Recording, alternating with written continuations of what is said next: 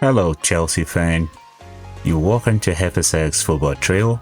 Today, we're just gonna go over how we think Chelsea is gonna set up today as a surprise element against Pep Guardiola.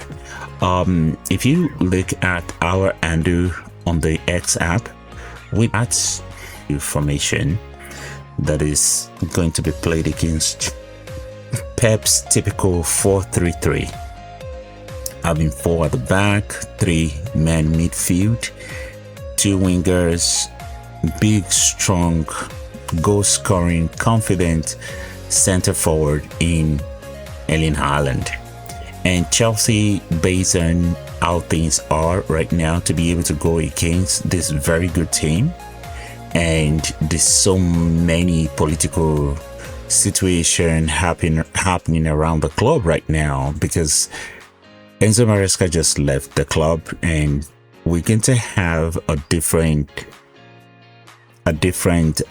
content for that one to explain. There's been a lot of content out there what actually happened, and we just want to provide our own perspective. But in this case, we're just focusing on this match at hand. So let's get back to it. So we think Chelsea is going to set up today in a 3-4-1-2 formation. This formation is going to make Chelsea really solid with the ball and without the ball. Without the ball, they will be able to neutralize some of the attacking qualities of Manchester City. Manchester City, they move the ball around in a way that they keep the ball in a way that it sucks you in. If you just run after the ball trying to mark your man, they take you around and things like that. They find pockets of spaces where they could pull the ball, isolate your central defender with Erling Haaland, and then it becomes a threat towards goal. So what can Chelsea do to try to nullify that?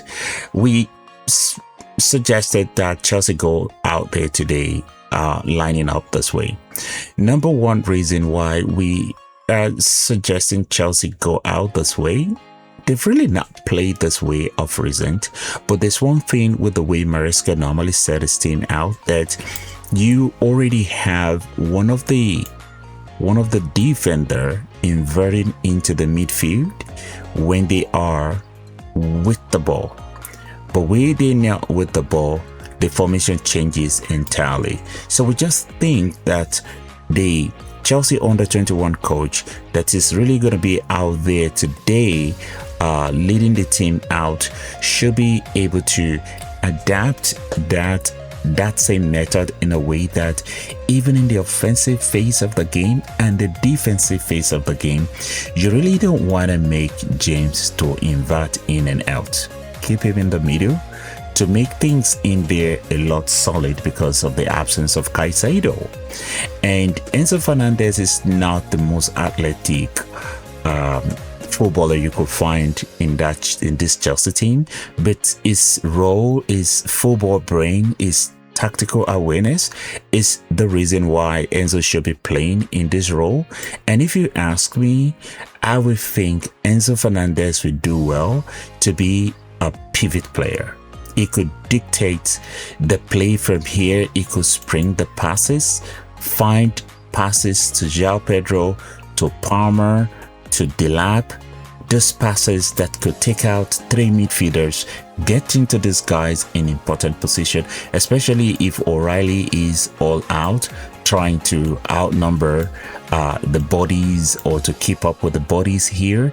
There could be opportunity whereby ball could get played from the deeper end of the pitch to the guy higher up the pitch, just so they'll be able to create some threats towards Man City goal.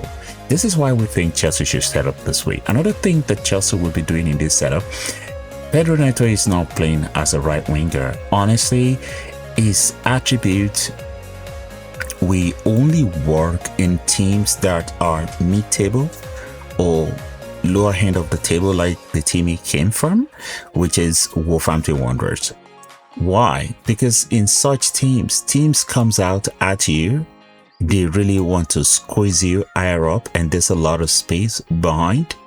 and because of his pace, ball get put through to him in this region, and then he can run towards goal, and we know that it could be very deadly in good positions inside the box against any goalkeeper. Pedro Neto will always, release a shot to create goal scoring actions. So we think that for effectiveness and making the most of the team, you also have the kind of engine that could be used by this team just to provide some defensive solidity.